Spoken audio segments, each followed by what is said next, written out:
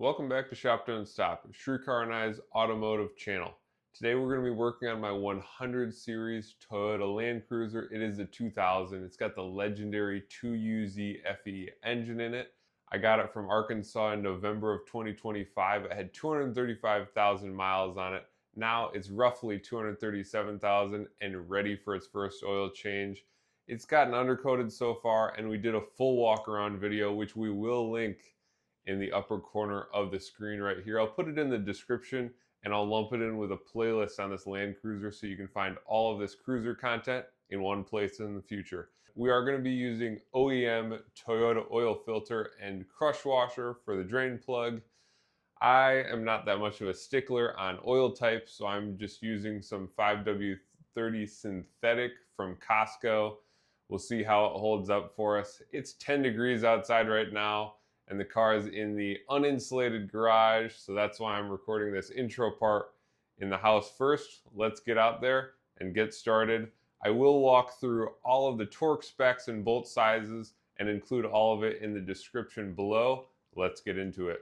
All right, to get started, here is the new oil filter straight from Toyota here. The part number is 90915-YZZD3. There used to be a model that was made in Japan that's been discontinued, I believe. This one's made in Taiwan, but it is OEM. The other part that I want to highlight here is the Toyota gaskets. You should replace these anytime you do an oil change. Don't reuse them. You can get them off the shelf at AutoZone, O'Reilly's, whatever, but you're actually going to pay more per gasket washer there than you do at Toyota. So just get them from Toyota. The part number here is 90430-12031. I'm going OEM with these, and then as I said, 5W30 synthetic from Costco. Just a good deal. Probably pretty quality oil for what it's worth. I've already got the oil cap off. I'm going to go under with the creeper and start draining out the old oil. It is a 14 millimeter drain plug, and the torque spec is 29 foot-pounds. Let's get into it. I tend to be kind of messy doing oil changes just on the ground in the garage, so I did lay down a tarp. The previous owner installed a TJM bumper and skid plate. This was kind of frustrating because the skid plate opening did not align with the oil drain plug, so it would have just spilled all over the skid plate, so I did have to remove it before doing this oil change. The 14 millimeter drain bolt came out no problem with this M12 extended ratchet. I will note, guys, that if you are doing this job, make sure your drain basin is larger than the one that I show here, because it is a lot of oil, over 7 quarts that comes out, and you got to be prepared for it because this thing was almost overflowing by the end of it. Up there in that cavity, can sort of see it right in there.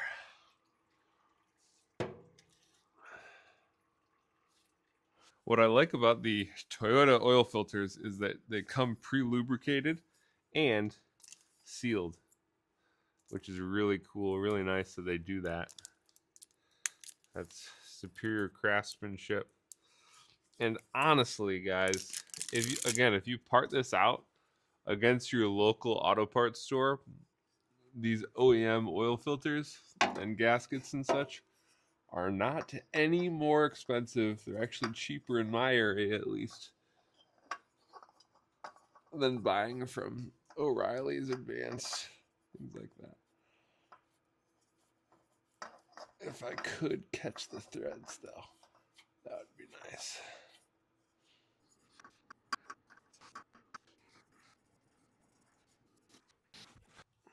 Okay, oil filter is in.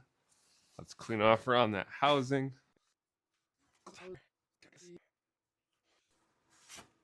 All right, now let's go put a new gasket washer on the drain plug, and then start filling it with new oil.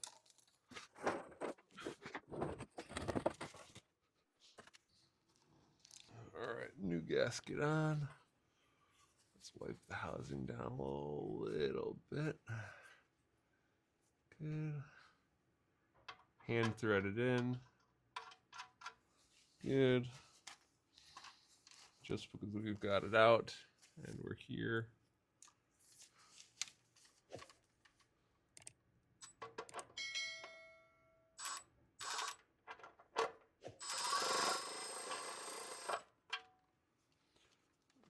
is the M12 extended reach.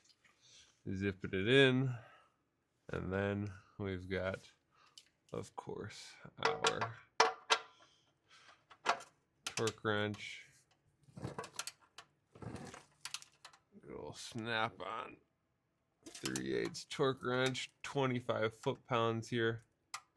And there it is, done. Let's start filling it from the top. I'm filling it now with 5 quarts of 5W30 synthetic. Again, I'm not one that's super specific, especially in these Toyota engines. As long as you put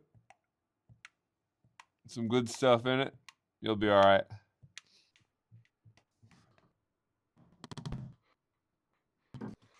This truck takes just about 7.3, so what we'll do is we'll add 2 more quarts. All right, yep, that's about 2 extra quarts. I'm gonna crawl under, get that TJM skid plate back up. It's gonna be kind of tough one man, but we'll give it our best. And then we'll go ahead and back it off the ramps and check the level.